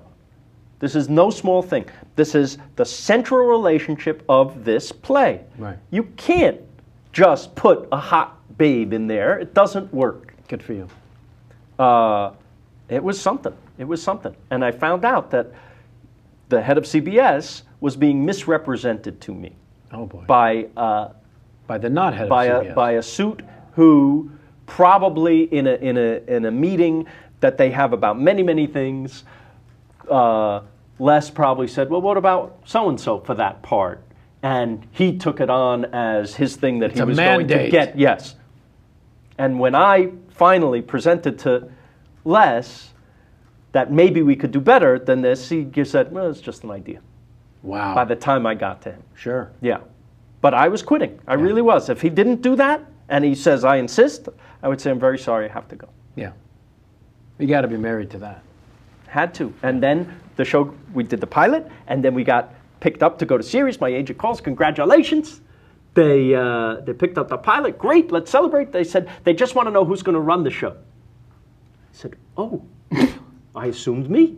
He said, you never ran a show before. I said, well, they like the pilot enough for it to get picked up, right? And he said, yeah. I said, so we'll do more like that. And he said, you don't understand, this is a multi-million-dollar investment now, and you've never done anything. How did that not come up prior? Nobody worries about that. They only worry about, let's get the show on. Wow. Now it's going. Who's going to run it? So I say, I'm not going to work for someone else on my show. Right. I'm writing about my family here. What are you talking about? They said, all right, don't get excited. I said, no, I quit. Tell them I quit. I say, Phil, don't be an idiot. Why don't we, let me make a call. I come back. He calls me back. Here's what we'll do. You can co-run the show with a guy who's had experience running a show before. I said, oh, if you put it that way, I quit. Because I know it'll happen. The guy who's done it before somewhere else Is who everyone talks to. That's it. And even though it's yours, you're not making the decisions. Right. Again, I'm working for someone else on my life, on my show. Right. So I quit, tell them I quit. They said, you're sure? I said, I'm sure. Because they're going to take the show. They bought it. They own it. Yeah. You have no say. I said, goodbye. And I meant it. And for 3 days, I sat there, sad, seeing my show go. I'm standing at the dock. The show is going. And 3 days later, out of the blue, my agent calls. They're going to let you run the show. I said, why? Les liked how you handled that thing with so-and-so, with the actress. Holy crap. So that's the lesson. Always quit. Well, always believe in your conviction and be willing to die for it. I wasn't playing. Right. This is real. Yeah. Right? It's when if you it's play, not right, it's not right. When you play that as a game, is when you get into trouble. Yes. Yeah. No, you have to mean it. It has to be sincere. And probably that amount of passion that you have, that conviction, is probably what might make the show good, too. I want to see somebody fight for what they believe in. And I think that's what Les was reacting to. Maybe. Or so it sounds. Maybe. Yeah. They actually, I was on a panel with somebody from a studio who said, we look for the showrunner who'll say no to us. I'm like, what are you saying? They just gave away the keys to the store. Yeah, no kidding. What are you saying? Wow. He said it out loud. Wow. Because it means exactly what you said. Maybe the guy who says no knows what he's talking about. Right. Yeah. We'd like someone to know what they're talking about. Yes, so why are you giving me shit? Why are you giving me such a hard time? Because they have to test the Yes. metal. Or I don't think they're testing, they're just doing what they do. But when you stand up to them, it's just like the bully at school. Yeah. They leave you alone. That's exactly right. Do your thing. They have, I've said it before, but they have a savant-like ability to find the center of what makes the thing special and then add water to that. It is an extraordinary ability to find that center, though. It's not as easy as it seems. Target discovered, target destroyed. Yeah. It's summertime, people, and that means grilling time. Oh, yeah. If you love grill, Harry, Nathaniel, bring in that Minute Maid boy. Oh, yeah. Don't forget the stole at Janaya. If you love the grilling, please take advantage of this sweet offer from the fine folks at Mangrate Grill Enhancement System. What's a Mangrate, you ask? 135 pounds, just like Tim Conway. They're 100% made in America cast iron grilling grates that deliver that great steakhouse flavor that you seek. You know how if you have one of those smallish kind of Weber deals, you don't have the big fancy Rolls Royce thing, but you want the big fancy Rolls Royce flavor, but you just got the little one, like just about everyone? The Mangrates are literally these little grates that you put over the top of that, and they create space and air and flow, and then it's amazing. You literally... You're like a scientist. You literally... That, by the way, I got that delivered from Bill Nye the Science Guy. Wow. That's how he described it. No, wait, it was Jerry Lewis. With the thing, and you're growing, and it's lodged. The flavonoids. Hoboken. Hoboken! That's my one-word impression. Yeah. That's good. She got a new one for Jerry. Hoboken. Pretty damn good. We've all been to those fancy joints. Well, you know, the flavor's insane, and it's delicious. But I'm telling you, you can now do this at home. You can achieve that same damn goodness with Mangrate. I'm a barbecue snob. I've made that clear before. They sent me one. I have the thing in the grilling, and it raises, and it creates, and it was nice. I enjoyed that crazy great flavor, and now you can too. Take advantage of this $20 Kevin Pollak's Chat Show special offer today by clicking on the Mangrate banner at kevinpollakschatshow.com homepage. That's Mangrate Grill Enhancement System. Support this show by simply giving them a try. Thank you. We have it in our house. It's called Ingrid. They appreciate nothing. Isn't this delicious? Yeah. The Ingrate system? Yeah. The Ingrate grilling system. Now that's a sketch. That's a sketch. I'm with you. Yeah. So What are you getting high over I just here? take this for the alcohol. Okay. After historical level of success, 9 years was the run. And there was a few moments along the way where maybe this is it, maybe it's enough. Clearly you guys figured out the exit strategy where you leave them wanting more. You don't overstay your welcome. It's already playing 5 times a day in syndication by that point anyways. And now you sit back. It ends up taking a couple of years to go off and do the thing in Russia that we spoke about at the top. But as a person who worked and had the highs and lows and the ebbs and flows and then gets all those lotteries lined up in success and in order, you come through the other side of it. You don't stop creating, you don't stop imagining, you don't stop being capable of the same level of success and brilliance. But the way it is, all those hurdles go right back up again in front of you. And now that you've experienced the lows and the highs, you know anything's possible, and the odds are still insanely against you. And so you start to experience some of the frustrations again. Yes. Yeah. After you've been to the mountain and back, how different are those moments of frustration? I find that I can get a meeting with anybody based on that success. You better be. Everyone wants to be in the Phil Rosenthal business, they tell me. They just don't want any of my ideas. Right. Yeah. We love... You know what they would like? I realized this. It took me a couple of years to realize it. They would love for me to bring in a bag of money from that other show and leave it on the table, and then for me to go up to the roof of this building and jump off. Is it that, or do they want you to bring them Everybody Loves Lenny? They don't even want... I don't even think that show would get on today. Right. I really don't think so. Listen, we had a hard time getting on when we got on. That's right. Because it wasn't Sexy. hip and edgy and sexy. Right. But that's what I do. Yeah. I do that kind of show. Right. So when everybody wants you, and then they don't want what you bring them, Yeah. after you've been to the mountain and back, are you now able to say, all right, well, you just keep going. You just keep doing this. You have to, because people say, hey, you made it. What are you working for? I wouldn't, well, what should I do? Lay in bed? Yeah. I'd like to work. Can't make We pizza. all like working. Every day, yeah. Yes. Yeah. So we business is terrible.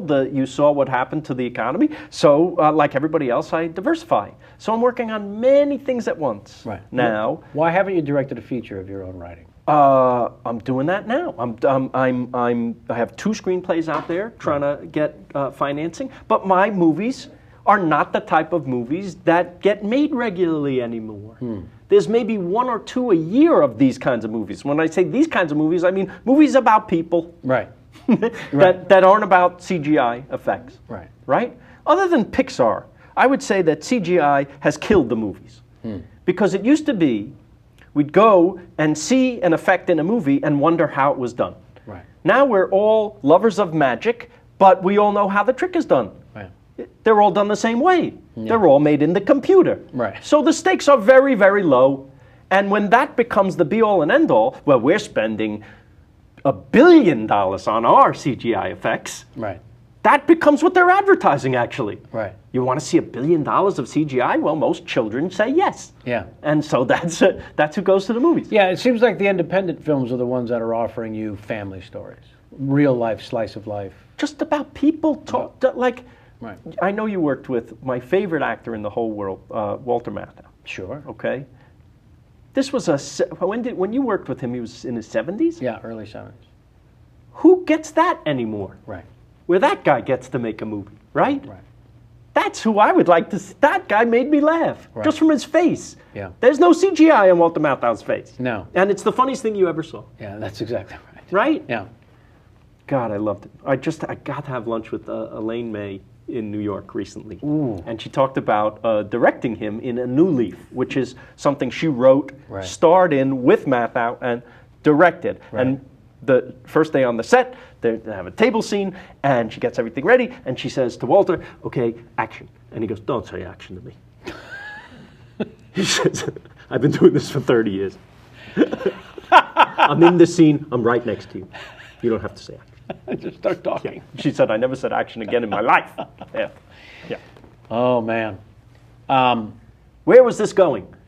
Oh, we're talking about you directing a script of your own. Yes, I would love to. Of course I want to. But I'm working on a Broadway show. Right. Right? I'm working on a food show because I like it. Right. I'm working on, listen, if nothing's going to go anyway, why not do what you like? Yeah, yeah. So you're developing things you like Yes. that make you happy. I have 2 pilots that are writing. I have an animated thing that I'm working on. Everything. Right. Everything. Because there's only 2 kinds of anything, good and bad. So you try to do good work, that's all. Right. How dare you? All right. I want to, since we have so precious few moments, invite in the audience who's been watching. There must be 3 people out there. We have this live opportunity where your fans get to ask questions specifically to you. This will be my daughter, and no, she's not a fan, sorry. How dare you? How old's the daughter? The son is 18? The daughter's 15. Oh, fantastic. That's the show. This one, okay, so we have a thing on the show called Tweet 5. T5, T5, T5 forever now. The lovely Dave Keckner. I Thank you love for that. him. He's hilarious. Yeah, crazy funny. So he sat here and did that thing, and we made a thing out of it. We made a graphic out of it. But the T5... CGI. Yeah, right? There you go. The T5 is a rapid-fire 5 questions, this or that, Coca, Pepsi, no correct answer. Oh. But they're specifically designed for you by your fans. But I have to be fast. As fast as you'd like. Okay. Dick Van Dyke Show or Cheers? Dick Van Dyke. Bob Newhart on the phone or Shelley Berman on the phone? Newhart. Writing solo or collaborating? Collaborating. Corned beef or pastrami? Pastrami. CSI or Law and Order? CSI. You got 4 out of 5. I didn't know there was a wrong. Which one did I miss? You missed. You got them all right.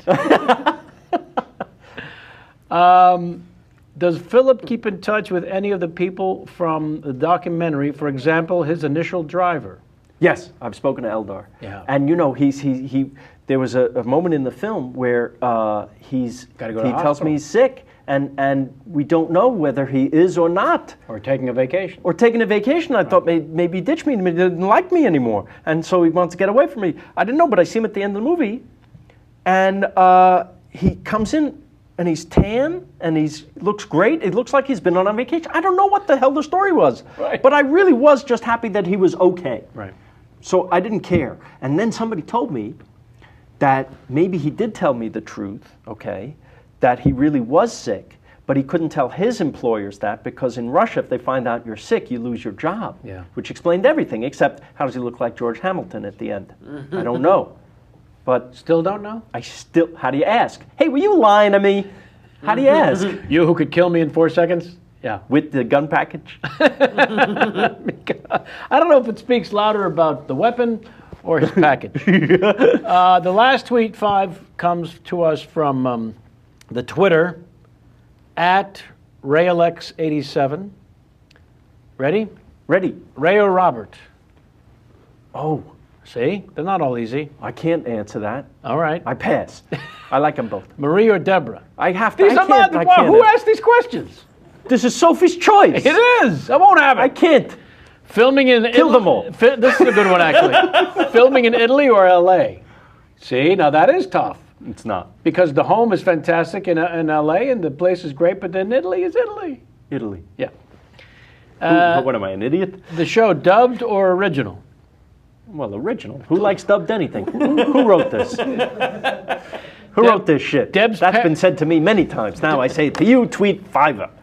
Deb's parents or Amy's parents? Just to finish out the rotten course of questions. Fuck you and your tweets. That's what That I is was the correct finally answer. driving to get him to, and we leave on a perfect note. I was waiting. Is there a You know way what? I People could- tweet too much. You That's know? just my answer. Yeah. LKG? Yes. Oh, it's happening. All right. I warned you about the Larry King game, so I want you to start to formulate some thoughts. This eventually will be your camera that you will do your Larry King. I figure he's not working anymore. Right. So he works at home. Yes. Like he can't stop. You want to get in your underwear? Like, no, I figure he's wearing the same stuff and he's sitting at the kitchen table. Come in. We have a call from Pacoimit's wife number 2 in house number 4. Come in. Come in. Right? I love that. Yes. Hold on, dear. I've got child number 7 from marriage number 3. Come in. We're going to take a moment. We're going to talk about my new, he's got bagels. Sure. Right? Larry King, it's the excitement of eating Larry King. He's the host. Dried up hole with some dead fish on it. Oh, that's Sounds like his fantastic. first wife. Yes. Thank you. Good night. Thank you very much. Oh my God. No, you didn't. You He did put not. it up on a goddamn tee for me, Kevin. That's beautiful. I love Larry King. Thank you. I do love him. He's great. Oh, please. Friars Club. An institution. Friars Club what? Wasn't he a dean emeritus of the Friars? Yes. You would know. Yes. Right? Sammy's a member. Yes. Oh, because you're a member. Yeah. Is it ever coming back to L.A.? You were trying to do it, weren't you? Get Get the kids in there. It's not going to happen. Kids aren't interested. They're very protective of the name and the New York aspect. I love the New York one. Yeah. You go there and eat? Oh, yeah. It's good. That's great. You ever go? I've never been to Walter Matthau never took the you? place to eat. Well, we were shooting in Minneapolis Oh. when we I'll take you. We'll call Frank. We'll make a reservation. Done. Done. All right. It's great. I had Thanksgiving there once. Oh, yeah.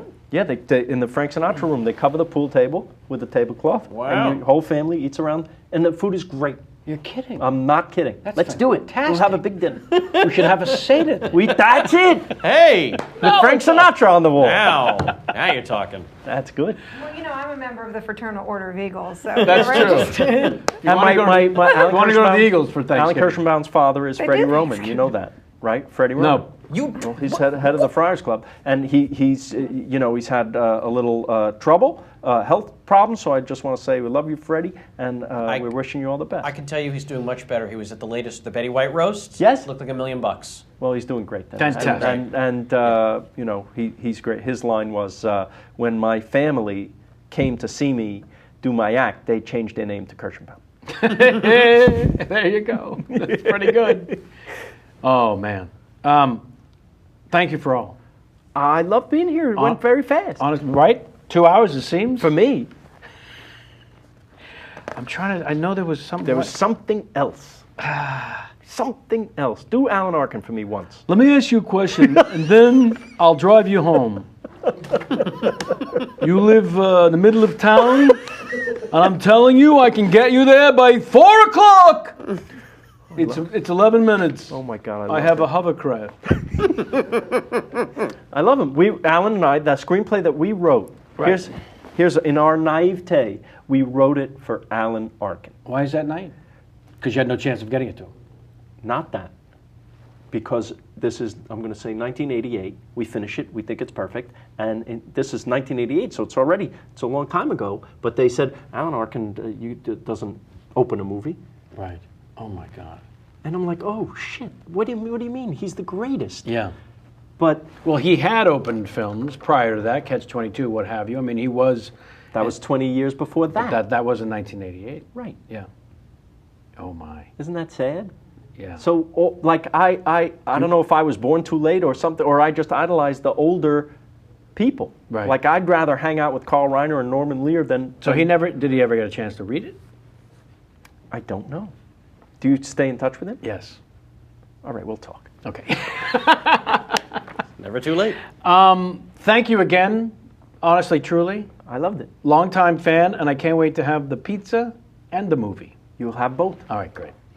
Sit there and comfortably for 90 seconds while I wrap things up, please. Ah, shit. Folks, we're going to be gone till September 9th. We'll be back then. Check your local listings for who's the guest. We're rounding up a couple. We'll do a few more shows in September. But I do want everyone to know I'm going to be staying in touch on the Twitter, and you'll be getting Facebook updates from the social media expert Elaine Ewing. Thanks to Dr. Chen, Sammy, and Jamie here in the studio. Out there we have the 3 J's of happiness, and Josh, Jason, and Justin, and Samantha Ward. And least we forget our wonderful intern, Adam. He's alive! He's alive and kicking ass and taking names. Did I forget anyone this week? I hope not. Nope. Okay. So keep writing to us at contact@KevinPollocksChatShow.com. We'd love to hear from you. Go to the iTunes and give us a review, good or bad. We just want to know you're there. And until we see you next time, and as always, get out of my face.